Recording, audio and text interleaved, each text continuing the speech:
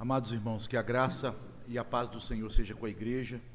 Eu quero convidá-los a abrirem a sua Bíblia no Evangelho do nosso Senhor, segundo a narrativa de Mateus, capítulo 26.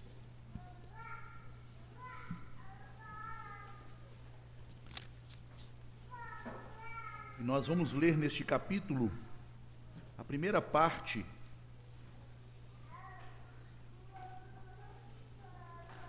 da ida do nosso Senhor ao jardim do Getsêmani para interceder aqui em favor de si mesmo, em favor de sua vida, para que o Pai o fortalecesse no cumprimento de sua missão. Nós vamos, meus irmãos, devido à profundidade deste texto, nos deter nos versículos 36 a 39 nesta noite. Então, a leitura será em Mateus 26, a partir do verso 36 até o versículo 39. Acompanhe a leitura que eu farei. Diz assim a palavra de Deus. Em seguida, foi Jesus com eles a um lugar chamado Getsêmani e disse a seus discípulos: assentai-vos aqui enquanto eu vou ali orar. E levando consigo a Pedro e aos 2 filhos de Zebedeu, começou a entristecer-se e a angustiar-se. Então lhes disse: a minha alma está profundamente triste até a morte. Ficai aqui e vigiai comigo. Adiantando-se um pouco, prostrou-se sobre o seu rosto, orando e dizendo: meu Pai, se possível, passa de mim este cálice, todavia não seja como eu quero, e sim como tu queres. Oremos. Pai bendito, nós estamos diante de um dos textos mais sublimes das Escrituras, em que Jesus é retratado em sua humanidade, sem contudo deixar de ser Deus, coisas que a mente humana não pode compreender, porque são pensamentos tão altos, tão sublimes, que não é dado ao homem alcançá-los. No entanto, pelo Teu Espírito Santo, o Senhor nos concede o dom da fé para observarmos estas maravilhas da revelação do Filho de Deus que veio ao mundo em nosso favor, e ao contemplarmos pela fé, ao ler o registro do Evangelho, o nosso Senhor clamando no jardim do Getsêmani, nós podemos, ó Deus, crer que estas coisas são reais, que Jesus é perfeitamente Deus e perfeitamente homem, e que assim Ele se fez para o nosso bem, para se oferecer pelos nossos pecados. Nesta hora, ó Deus, em que vamos meditar neste texto das Sagradas Escrituras, dá-nos, Senhor, pelo Teu Espírito Santo, um coração cheio da Tua graça, para contemplarmos a verdade, e que por meio desta santa contemplação sejamos, ó Deus, movidos ao louvor, à adoração àquele que é o nosso Redentor, o Verbo eterno que se fez carne. E é no nome dele que oramos. Amém. Meus irmãos, aqui nós temos o início da pavorosa agonia que o nosso Redentor sofreu, iniciando-se exatamente neste momento, na noite em que ele foi traído e tendo o seu ponto alto, seu clímax, quando ele entrega a sua vida na cruz, dizendo: está consumado.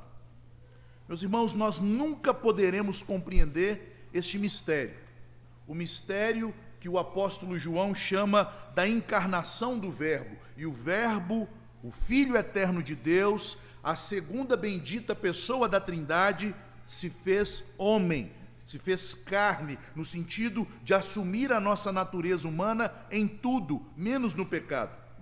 Nossa inteligência, como eu já orei, ela é incapaz de descobrir nem mesmo como funciona a interação entre a nossa alma e o nosso corpo. Nós não sabemos como o cérebro e a alma, eles se conectam. Nós não temos condições de entender nem mesmo como os aspectos materiais, os nossos neurônios nossos nervos, como estas coisas são comandadas por aquilo que é imaterial, etéreo, a nossa alma. O que diria então, meus irmãos, tentarmos investigar, tentarmos entender a união da natureza divina, do Verbo de Deus, com a natureza humana no ventre de Maria, sendo uma pessoa, a pessoa do Filho de Deus.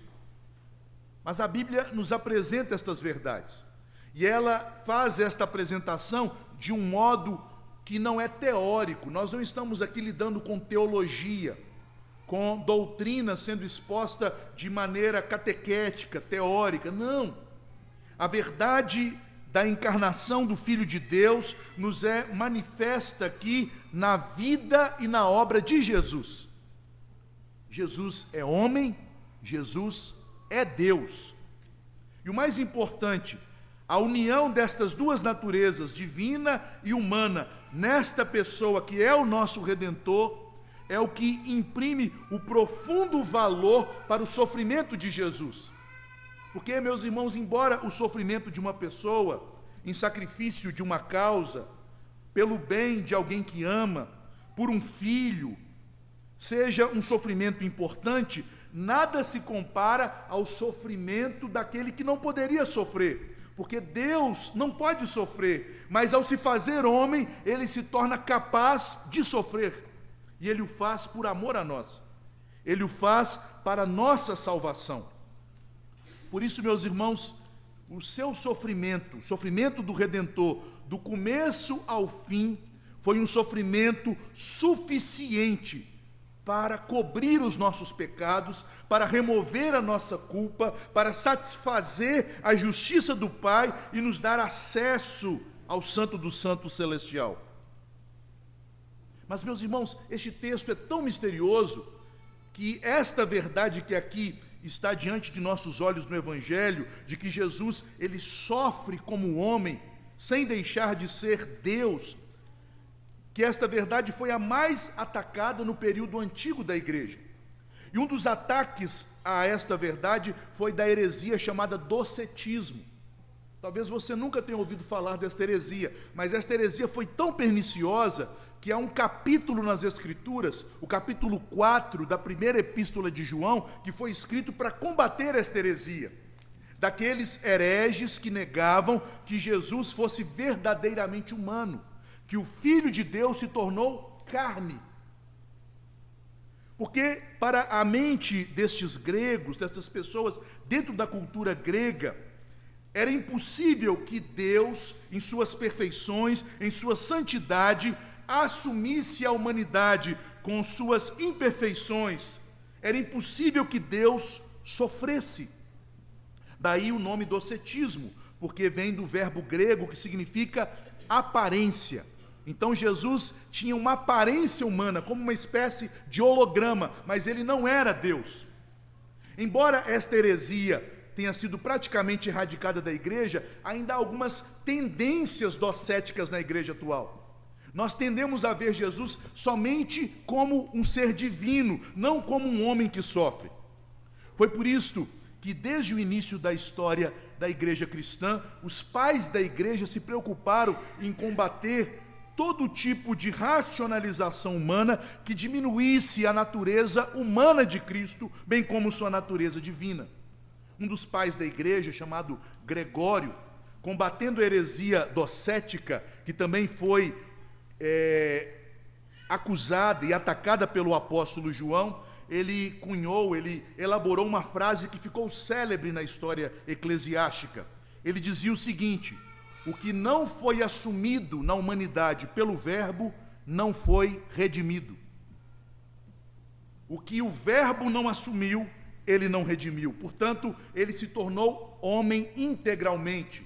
E nos credos cristãos, esta verdade foi expressa com a declaração: Cristo é perfeitamente Deus e perfeitamente homem.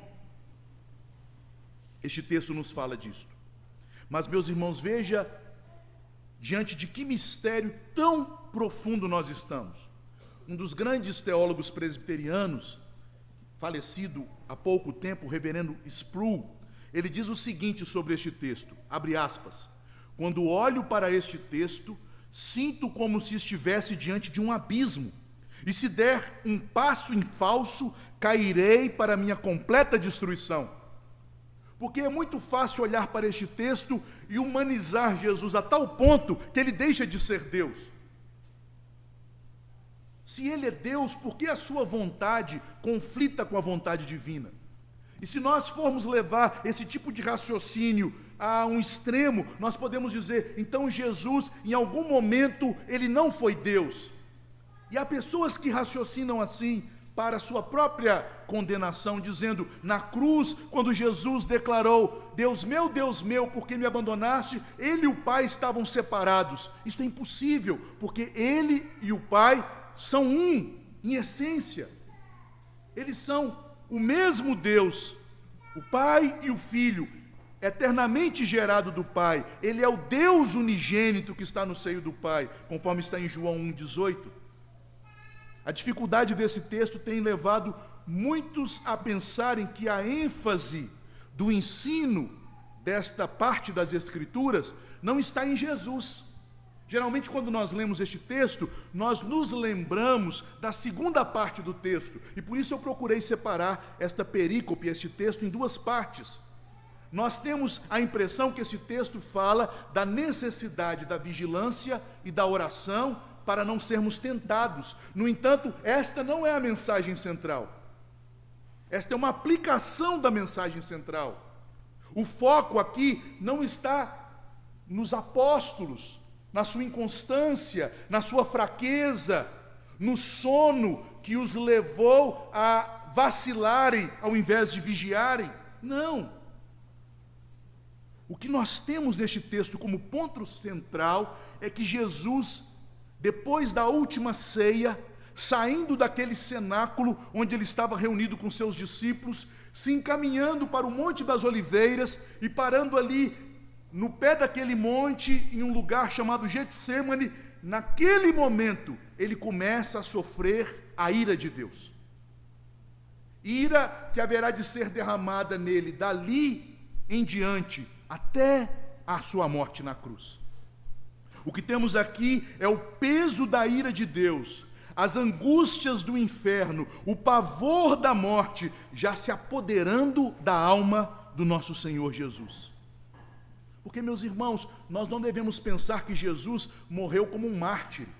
Quando nós lemos a história dos mártires, mesmo aqueles mártires que são retratados no Novo Testamento, tais como Estevão e Tiago, estes homens morreram corajosamente, não foi assim? Eles não pediram, Pai, se possível aparta de mim este cálice, pediram? Estevão fez esse tipo de oração enquanto era apedrejado. E quando então lemos a história dos mártires cristãos, na igreja primitiva, na igreja antiga, e ainda hoje, crentes que são mortos na África pela perseguição islâmica, são mortos em países comunistas, são mortos no Oriente, muitos deles são de tal maneira capacitados pelo Espírito Santo que entregam sua vida com coragem, com grande coragem. Mas Jesus sofre tão terríveis angústias, porque sua morte não foi um martírio. Jesus é Deus. E como Deus, ele tem poder de livrar sua alma da morte. Ele é a própria vida. Eu sou o caminho, a verdade e a vida. E é um instinto natural da natureza ou da condição humana, o sentimento ou o instinto de autopreservação. Ele poderia preservar sua vida, mas ele tem que entregar, como ele diz, conforme registra João no capítulo 10 de seu evangelho, a minha vida ninguém a toma, ninguém a tira de mim, eu mesmo a dou. E este dar a sua vida custa a ele um terrível sofrimento. Jesus, ele não morre como um mártir. Jesus foi para a sua morte sabendo que esta era a vontade de Deus, e ele então voluntariamente se submete a receber sobre si a ira e o castigo de Deus por nós. Ele veio, meus irmãos, para oferecer a sua vida como um cordeiro pascal. Já no início deste evangelho, no capítulo 1, quando o nascimento de Jesus é anunciado a José, é dito, ele se chamará Jesus, que quer dizer o Salvador, porque ele salvará o seu povo de seus pecados. Neste mesmo evangelho, no capítulo 20, no versículo 28, Jesus então fala a respeito de si mesmo, que ele daria sua vida para resgatar, isto é, para pagar o preço pela vida de muitos. Portanto, ao entrarmos no Getsêmani, para contemplarmos com os olhos da fé esta oração de Jesus que o levou a transpirar gotas de sangue, que foi necessário que Deus enviasse dos altos céus um anjo para confortá-lo, tamanhas angústias que traziam pavor à sua alma, nós devemos, meus irmãos, nos lembrar que estamos entrando na esfera de algo sagrado, sublime e misterioso, naquilo que diz respeito à maneira como Deus obteve a nossa salvação. Resumindo a ideia destes versículos, 36 a 39, nós poderíamos, meus irmãos, sumariá-los da seguinte forma. Aqui nós encontramos a pavorosa agonia que Jesus sofreu como início do seu sacrifício por nós. Como início, como antessala de seu sacrifício pelos pecadores. Vejam primeiramente nos versos 36 e na primeira parte do verso 37, o que nos é dito. Que Jesus, após a última ceia, após advertir seus discípulos de sua fraqueza, pois todos eles, diante daquilo que acometeria o Senhor, diante dos inimigos que se levantariam, diante da cruz, eles seriam tentados, eles fugiriam, e Pedro até mesmo negaria o seu Redentor. Jesus, depois de todas estas coisas, ele se encaminha para o Monte das Oliveiras. Meus irmãos, Jerusalém naquela época, nos dias de Páscoa, era uma cidade que estava superpovoada. Os judeus vinham de todos os lugares para ali renderem o culto a Deus e celebrarem a Páscoa. Não havia hospedagem suficiente em Jerusalém. Por isso, muitos dos peregrinos hospedavam-se em cidades próximas, tais como Betânia e Jericó, ou então nos campos, nos bosques, nos jardins. E era comum que Jesus ficasse acampado, ou no Monte das Oliveiras, ou ao lado do monte, em um local privativo chamado Getsêmani. Portanto, neste início da narrativa, Jesus mostra que ele sofre em favor daqueles que ele ama. Ele sofre por causa do amor que ele tem pelos seus. Vejam, meus irmãos, que Jesus então está indo para o Monte das Oliveiras. Mateus não nos fala disto, mas nós podemos fazer a harmonia do Evangelho e ler esta informação em Lucas 22, 39. E conforme dizem os historiadores da Jerusalém dos dias de Jesus, ao sair pelo lado norte da cidade, passando os muros de Jerusalém, havia um caminho para o Monte das Oliveiras, e naquele caminho havia uma pequena encruzilhada que direcionava as pessoas para um lugar, um horto, uma espécie de jardim privado chamado Getsêmani.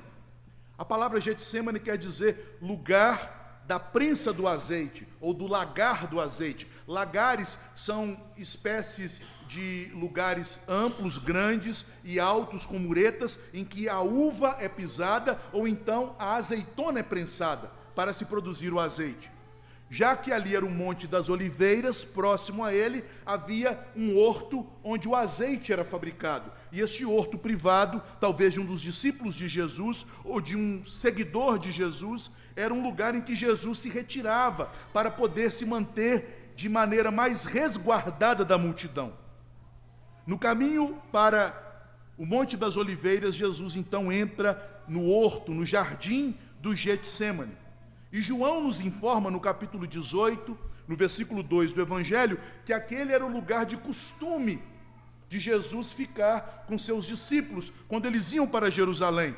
Por isso Judas sabia onde ele estava.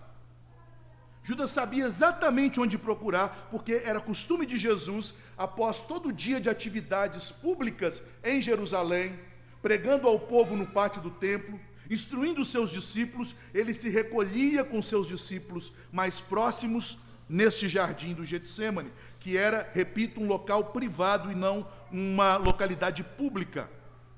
Lembrem-se, meus irmãos, o que Jesus, no contexto anterior, havia acabado de dizer aos seus discípulos. Ele disse, nesta mesma noite, Pedro, você vai me negar 3 vezes. E ele disse também no verso 31, esta noite, todos vocês que tomaram esta ceia comigo, vocês vão tropeçar, vão se escandalizar e vão se dispersar. Esta tinha sido a palavra de Jesus. Portanto, ele sabia que aqueles que até aquele momento estavam com ele, em algumas horas iriam abandoná-lo. Todos correriam, todos fugiriam de medo das autoridades, com o desejo de preservar a própria vida, mas ele não fugiria, embora ele pudesse ordenar que os seus anjos viessem dos céus para protegê-lo, ele se entregaria como um cordeiro manso e mudo para um matadouro. Meus irmãos, percebam, meus queridos, que quando Jesus ele exorta os seus discípulos, advertindo a eles que eles haveriam de negá-lo, escandalizar-se e abandoná-lo, os discípulos cheios de orgulho, de autossuficiência, todos eles, começando com Pedro, no verso 35, eles disseram, Senhor, nós estamos prontos para morrer contigo. Diz o final do verso 35, todos os discípulos disseram o mesmo. Todos eles falaram, nós vamos morrer com o Senhor, nós não vamos negar. Mas eles foram movidos por orgulho. Meus irmãos, imagine que você saiba que alguém está prestes a te abandonar na hora mais difícil da sua vida. E que esta pessoa está dizendo que vai ficar com você até o fim, mas você sabe que é mentira. Como você trataria essa pessoa? Dificilmente nós teríamos simpatia com alguém assim, não é verdade? Você vai passar por uma hora terrível. Você vai passar por um tratamento de uma doença terminal. Essa pessoa diz, pode contar comigo, mas você sabe que na hora em que as coisas ficarem feias, ela vai ser a primeira a correr. Como você veria esta pessoa? Eu sei, meus irmãos, que a maneira nossa de enxergarmos pessoas assim é totalmente diferente da de Jesus, porque Jesus, mesmo sabendo que os discípulos iriam fraquejar, tropeçar, que Pedro haveria de negar, mesmo sabendo que eles estão se comprometendo a morrer com ele, mas seriam os primeiros a fugirem quando os soldados do templo adentrassem naquele jardim, Jesus os ama. Jesus mostra este amor, os chamando para perto de si. Veja o início do verso 36. Em seguida de quê? Em seguida da profecia em que Jesus fala da fraqueza deles. O que Jesus faz? Ele se afasta? Não, em seguida foi Jesus com eles. Meus irmãos, nós somos falhos, nós somos pecadores, mas o Senhor não nos abandona.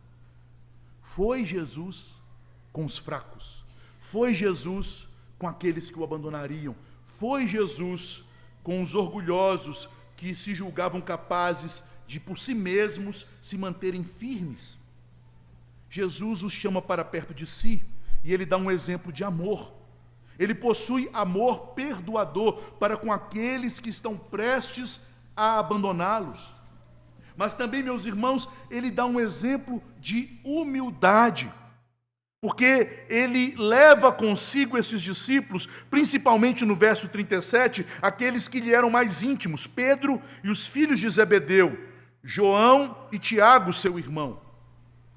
Porque como servo sofredor, como aquele que se fez homem, semelhante a nós em todas as fraquezas, menos no pecado, ele sabia que era necessário que ele fosse apoiado, confortado naquela hora difícil.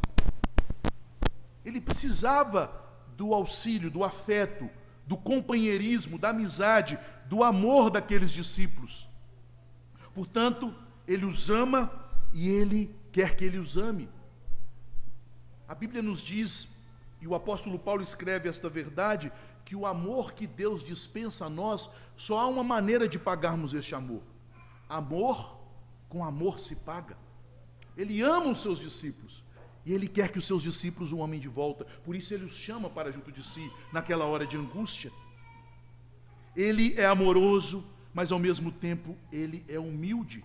Sendo perfeitamente Deus, ele demonstra que foi feito perfeitamente homem. Ele tem necessidade não apenas de comida e bebida, de vestes, de abrigo, de descanso, mas também de apoio, de companheirismo, de amor. Meus irmãos, nós vivemos numa época de terrível arrogância. Época em que pensamos que nós não precisamos uns dos outros. Épocas de independência. As pessoas dizem, eu quero ser independente. Meus irmãos, esta declaração de independência, ela foi dada pela primeira vez nos céus, quando Satanás se indispôs contra o Senhor. Ele quis ser independente. E um poeta inglês diz que na porta do inferno foi escrito o lema do diabo, que ele prefere ser senhor no inferno do que servo no céu. Nós não fomos criados para a independência. Nós fomos criados para nos amarmos, para amarmos a Deus e para amarmos uns aos outros. Jesus, como homem, dá esta lição. Mesmo sendo todo poderoso, mesmo podendo enfrentar todos os seus inimigos sozinhos, ele quer a companhia dos seus discípulos. Veja que primeiramente ele diz a 8, que ele deixa a porta do jardim, assentai-vos aqui. Veja o carinho dele. É ele que está prestes a morrer, mas ele se preocupa e cuida daqueles discípulos. Na entrada do jardim, ele os coloca confortavelmente sentados, sabendo que em breve haveria de entrar naquele jardim homens armados com espadas e porretes para espancá-lo e levá-lo preso diante do sinédrio. E ele então poupa aqueles seus discípulos amados. Assentem-se aqui. Um comentarista diz a respeito desta fala de Jesus o seguinte: ao deixar os discípulos à porta do jardim à distância, ele poupa suas fraquezas, como se um homem, percebendo que logo estaria no meio de uma batalha, deixasse sua esposa e seus filhos em segurança. Ele está indo para a cruz, mas ele ama e cuida. 3 discípulos mais íntimos, no entanto, ele leva consigo, conforme nós lemos no verso 37. E estas atitudes descritas no verso 36 e no início do verso 37 demonstram que agora, quando ele começa a enfrentar o objetivo de sua vinda, o objetivo de sua missão, a hora para a qual o Pai o destinou, que é a hora da cruz, ele o faz, porque ama os seus discípulos. Mas em segundo lugar, vejamos, meus irmãos, o tipo de sofrimentos que o nosso Senhor enfrenta para nos salvar. Na segunda parte do versículo 37 e no verso 38, nós podemos ver que Jesus sofreu os terríveis efeitos do pecado por nós. O tipo de sentimento pelos quais Cristo foi tentado é algo notável. Veja como Mateus descreve aquilo que vem à alma de Jesus naquele momento. Diz Mateus, ele começou a entristecer-se e a angustiar-se, uma angústia de alma, uma espécie de ansiedade, como alguns outros tradutores traduzem esta palavra. Lucas usa outra palavra, ele usa a palavra agonia, que falarei mais dela daqui a pouco. Marcos, ele acrescenta a esta tristeza e angústia a palavra pavor, que dá a ideia de tremor. Você já viu uma pessoa sofrendo de síndrome de pânico? Sabia que um dos efeitos dessa síndrome é um tremor? Como se a pessoa estivesse ali abatida com frios e calafrios, que ela está tão angustiada, tão apavorada, que ela não tem mais controle dos seus nervos, dos seus músculos, e ela treme, como se tivesse convulsões. O Filho de Deus, o Todo-Poderoso, que criou o universo, se humilhou a tal ponto por nós, se abateu de tal maneira por amor aos seus discípulos, por amor a nós, que ele sofreu esse tipo de angústia, ele sofreu esse tipo de pavor. Mas vejam, meus irmãos, a palavra que Lucas declara, que veio sobre Jesus neste momento. Lucas diz que ele sentiu agonia. Ele sentiu agonia. A palavra agonia é uma palavra que significa no original luta ou batalha. Mas ela tem um uso muito peculiar quando se diz respeito a pessoas que estão próximas da morte. A agonia, se você já viu alguém morrendo, é aquele sentimento que a pessoa tem de desespero de morte. Quando a pessoa percebe que seu último suspiro, o seu último alento está para vir, ela tenta se agarrar com todas as suas forças à vida. É uma luta pela vida. É um pavor terrível diante da morte. Foi isso que Jesus sentiu. Meus irmãos, a situação foi tão terrível que Lucas declara que o sofrimento de Jesus neste momento chegou a tal intensidade, isso está em Lucas 22, 44, que enquanto ele transpirava, de sua fronte brotava sangue, e gotas de suor com sangue pingavam no chão. Percebam que o sangue do sacrifício necessário para nos expiar de nossos pecados já começa aqui. Ele já começa a derramar o seu sangue por nós no Getsêmani. Um detalhe que chama a atenção e que aponta para o sofrimento sacrificial de Cristo, porque nós não fomos salvos pela simples morte de Cristo, mas nós somos salvos pela morte que produz o sangue, pelo sacrifício.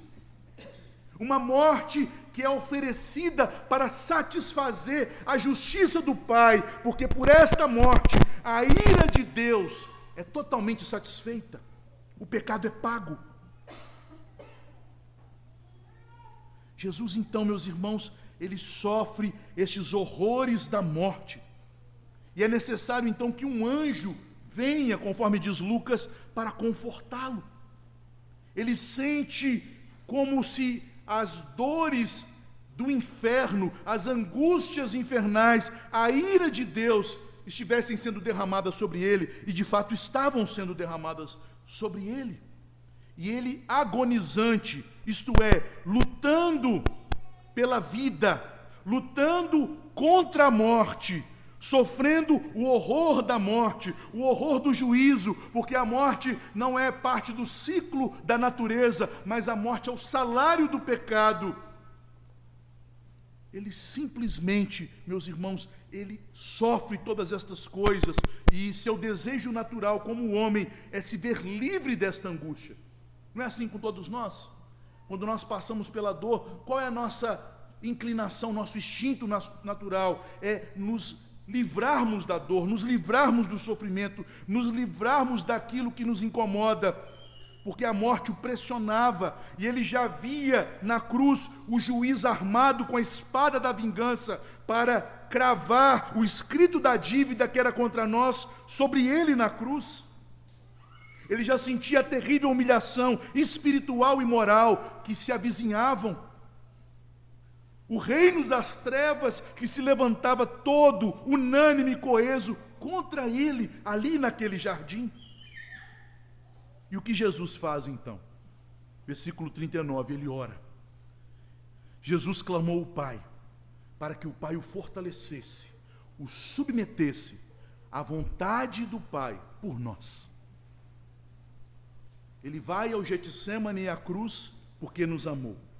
Ele sofre em nosso lugar, e ele suplica ao Pai que o fortalecesse para que ele cumprisse a vontade do Pai em favor de nós. Jesus então se afasta dos seus discípulos. Tamanha a angústia que ele sofria. E de novo, meus irmãos, eu trago à memória daqueles que já viram esse tipo de cena, de uma pessoa passando por um surto, passando por esses tipos de pavores, como a pessoa, ela fica de tal maneira desesperada, que a tendência dela é se afastar. Jesus, então, mesmo ali, querendo ser confortado pelos seus discípulos, ele se afasta, e este afastamento, esse adiantar-se um pouco adiante, é abrupto, porque ao dizer no verso 39, prostrou-se sobre o seu rosto, a ideia no original é que ele se joga, não de joelhos, mas ele se joga deitando no chão, colocando sua cara e sua boca no pó. Nenhuma palavra seria digna para descrever esta cena, mas Jesus, ele tomado por tanta agonia e angústia, por tanto pavor e medo, ele se prostra, deitando-se no pó daquele jardim. Aqui, meus irmãos, nós lembramos do apóstolo Paulo que diz que o Espírito Santo intercede por nós com gemidos inexprimíveis. E aquele que é um com o Pai e com o Espírito, o Filho de Deus, ele lança aos céus esses gemidos. Ele suplica. Ele coloca-se em uma atitude lamentável por causa da veemência de sua dor. Ele reconhece o poder do Pai e ele o invoca. O início da invocação não é aqui colocado por Mateus, mas nós o encontramos em Marcos, no capítulo 14, no versículo 36. Jesus começa a sua oração dizendo: Abba, Pai, tudo te é possível. Nós sabemos que Abba é uma forma diminutiva de referir-se ao Pai na língua aramaica. Uma forma íntima. Meu Pai, eu sei que tudo te é possível. Eu sei que o Senhor é o Todo-Poderoso. Ele orou para que o decreto do Pai, para que o Cordeiro morto antes da fundação do mundo, para que o sangue da eterna aliança, destinado e prometido a nós, para que o descendente da mulher que veio para ser ferido em seu calcanhar pela serpente, para que ele não tivesse que sofrer aquilo que na eternidade o Pai decretou. Como, meus irmãos, Jesus poderia orar para que o decreto do Pai fosse revogado? Decreto que ele não poderia ignorar, porque ele, o Pai e o Espírito decretaram estas coisas. Ele já havia dito aos seus discípulos que haveria de ser entregue nas mãos das autoridades do povo para morrer em resgate de muitos. Ele já havia dito aos seus discípulos que ele é o bom pastor que dá a vida pelas suas ovelhas. Não seria, meus irmãos, um absurdo supor que Cristo, de acordo com o costume de todos os piedosos, ele pede a Deus aquilo que ele sabe que Deus não daria. Porque o que ele quer de fato é privar da comunhão com o Pai e ter o seu coração confortado. Não foi assim, meus irmãos, que Moisés derramou sua oração quando o povo de Israel pecou, fazendo o bezerro de ouro. E lá em Êxodo 32, 33, nós lemos Moisés pedindo algo que nós sabemos que Deus não daria a ele. Ele diz: Pai, Senhor, risca o meu nome do livro da vida. Essa também foi a oração do apóstolo Paulo, que sofrendo pelo fato de ver os seus parentes judeus, zelosos da lei, que aguardavam a esperança de Israel, cegos e endurecidos, não crendo no Evangelho, ele então diz em Romanos 9,3, que ele deseja ser maldito, anátema, por amor dos seus irmãos, mas ele então declara: mas isso não está em meu poder. Jesus sabia disso e por isso sua oração é tanto um clamor de seu desejo, quanto também uma restrição deste desejo. Primeiramente porque ele ora na condicional, se possível. É um se, é um condicional. E a isto ele acrescenta sua disposição sincera de obedecer o Pai em tudo, seu desejo sincero de se entregar em amor ao Pai, em amor àqueles por quem ele veio morrer. Não seja o que eu quero, e sim o que tu queres. Meus irmãos, este é um dos mistérios mais sublimes a respeito do Filho de Deus, do nosso Redentor. Porque sendo Deus, a vontade dele e do Pai é una. Mas sendo homem, ele tem uma vontade humana, e é próprio da vontade humana, e isto não é pecaminoso, o desejo de autopreservação. Então, como homem, ele busca se preservar, mas como aquele que é o Filho de Deus, que veio para se entregar, ele submete a sua vontade à vontade do Pai. Não seja o que eu quero, e sim o que tu queres. Ele estava prestes a experimentar o cálice da ira de Deus, como nós vamos ver mais adiante na semana que vem.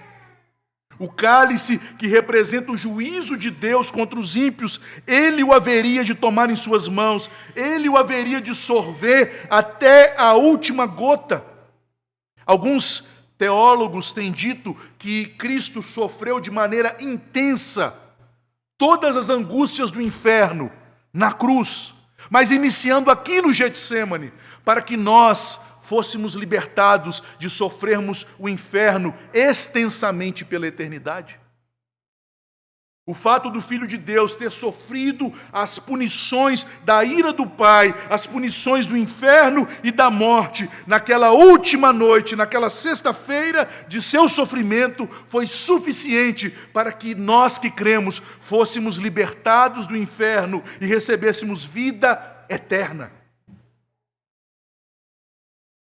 Jesus sabia, meus irmãos, que embora tudo seja possível a Deus, porque é assim que ele invoca o Pai, conforme declara Marcos em sua narrativa, ele sabe que não é possível que Deus negue a si mesmo. Não é possível que Deus peque. O fato de Deus ser todo-poderoso não elimina o princípio da autocontradição. Deus não pode deixar de ser Deus. Deus não pode criar outro Deus, porque Ele é o único Deus, vivo e verdadeiro. Deus não pode pecar. Deus não pode mentir, Deus não pode ser homem para mentir, nem filho de homem para se arrepender. Embora tudo lhe seja possível, não é possível a Deus quebrar as suas promessas, promessas de salvação que Jesus veio cumprir. Não há outro caminho para realizar estas promessas além do caminho da cruz. Na cruz, Deus manifesta sua justiça para poder agir com graça em favor do pecador. Agora então vem a pergunta: que vantagem Jesus então tirou desta oração? E a resposta nós encontramos em Hebreus, conforme nós lemos tanto no capítulo 2, mas principalmente no capítulo 5, versículo 7. Pois em Hebreus, no capítulo 5, versículo 7, o autor da epístola, inspirado pelo Senhor, lembra exatamente deste momento do Getsêmani, quando Jesus ofereceu ao Pai orações, movido por forte clamor, nos dias da sua carne, com forte clamor, com lágrimas, ele ofereceu orações e súplicas a quem o podia livrar da morte. E tendo sido ouvido por causa da sua piedade, ele não foi libertado da morte, mas ele foi fortalecido para passar pela morte, porque tanto em Hebreus 2 quanto no capítulo 5 é dito que por este sofrimento o Pai o aperfeiçoou. Ele foi aperfeiçoado pelo que sofreu. Mas o que significa isto? Que neste momento Cristo está sendo aperfeiçoado, se ele é sem pecado. Meus irmãos, ele é sem pecado, mas ele só foi totalmente aperfeiçoado quando ele, sem pecado, sendo tentado em tudo, e a última tentação pela qual ele teve que passar foi a tentação de livrar sua alma da morte, porque sendo Deus, ele tem poder na vida, e ele o fez por amor a nós, ele o fez para a glória do Pai, ele o fez para cumprir a vontade de Deus. Ele, passando por esta tentação, ele agora se oferece como um sacrifício perfeito, um sacrifício voluntário, um sacrifício que cumpre a justiça em nosso lugar. O que Jesus então tira de benefício desta oração? Ainda em Hebreus nós temos a resposta. E eu creio que a resposta se encontra no capítulo 12, no versículo 2, quando é dito que Jesus orou para que o Pai o libertasse do poder da morte, mas ele ora isto não referindo-se a libertá-lo da cruz, mas que ele fosse libertado do poder da morte pela ressurreição, pela vitória da cruz. E o autor da Epístola aos Hebreus então declara no capítulo 12, no versículo 2, ele suportou a cruz pela alegria que lhe estava proposta. Nesta hora em que ele ora com lágrimas de sangue, nesta hora em que o Pai envia um anjo para confortá-lo, ele foi fortalecido, lembrando-se da alegria da salvação, lembrando-se da alegria da ressurreição, lembrando-se da alegria da redenção que seria dada a todos nós. Finalizando a primeira parte deste texto, vamos fazer algumas aplicações. Em primeiro lugar, observe, meus irmãos, neste texto, o grande amor, o profundo e insondável amor, o amor compassivo de Cristo por nós em nossas fraquezas. Nosso pecado, meus irmãos, não nos afasta de Cristo, no sentido de que Ele fique longe de nós. mesmo sabendo que seus discípulos iriam pecar naquela noite, que Pedro haveria de negá-lo, que os demais haveriam de abandoná-lo, Jesus os chama para junto de si. O poder do pecado não é afastar Cristo de nós. O poder do pecado é nos levar para longe de Cristo. É nos fazer pensar, pelos enganos de Satanás, que nós não somos dignos dele, de que nós não podemos nos aproximar dele, de que ele não nos ama por aquilo que nós fizemos, por aquilo que nós somos. Mas, meus irmãos, isto não passa de orgulho muitas vezes, ou então de incredulidade, porque aquele que não poupou a própria vida por nós, ele haverá de nos rejeitar quando nós o buscamos? Ele haverá de nos lançar fora quando nós, com fé, nos achegamos a ele? Cristo sempre está disponível ao pecador que se arrepende. Em segundo lugar, nosso Redentor, sendo Deus, ele se fez homem. Percebam, meus irmãos, que ele, sendo Deus, ao se fazer homem, ele precisou de apoio. Seus discípulos foram chamados para apoiá-lo, mas não puderam. Foi necessário que Deus enviasse dos céus um anjo. Meus irmãos, nós vivemos em uma época de individualismo. Não se isole. Por que você pensa que em nossos dias há tantos casos de pessoas padecendo de tristeza, de angústias, de depressões, de problemas mentais gravíssimos? Porque vivemos uma época de isolamento, de orgulho, de egoísmo, época de intolerância com nossas fraquezas e imperfeições. Mas o Filho de Deus, ele precisou de apoio. Venham, vigiem comigo. Aqueles homens eram fracos, aqueles homens não podiam fazer nada pelo Senhor, aqueles homens não tinham poder para livrá-lo da morte, mas a simples presença de amigos que amamos ao nosso lado nos conforta. E como homem, ele sabia disso. Meus irmãos, quantos de nós, por causa de escândalos, temos abandonado a casa de Deus, o convívio entre os irmãos, queremos viver na igreja como espectadores de um teatro e não como irmãos que são colocados para viver em comunhão com Cristo e uns com os outros. É próprio da natureza humana o relacionar-se. Em terceiro lugar, a oração nem sempre é atendida naquilo que pedimos, mas a oração é sempre eficaz em seus efeitos. Jesus não pôde ser libertado da cruz, mas ele foi libertado da morte pela ressurreição. O caminho da cruz era inevitável, mas ele foi confortado por Deus e, sabendo da alegria que o aguardava, sabendo da vitória que lhe esperava, sabendo que por meio de sua obra ele conduziria muitos irmãos ao Pai, ele suportou a cruz. Portanto, quando nós oramos, não ore naquele sentido triunfalista, como se pudéssemos dar ordem a Deus, como se fôssemos um treinador de uma equipe ao lado do campo, dando ordens a Deus. Não é assim, Senhor, não é assado, não. Ore ao Senhor, derrame seu coração ao Senhor, fale suas expectativas, mas não espere que Deus haverá de atendê-las tal como você deseja. Espere que Deus estará com você em toda e qualquer circunstância.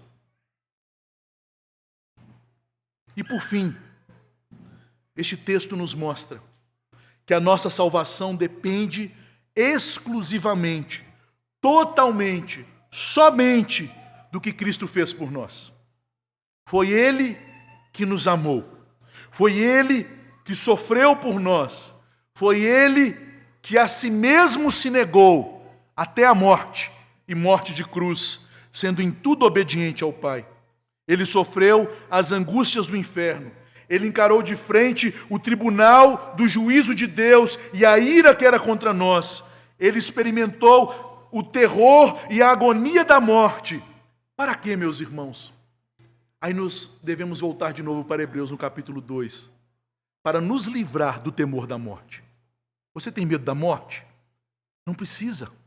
É por isso que os mártires morriam sem medo, porque o pavor da morte, a agonia da morte, Cristo sujeitou a todos nós quando ele passou pela cruz, e com a sua morte, ele matou a morte.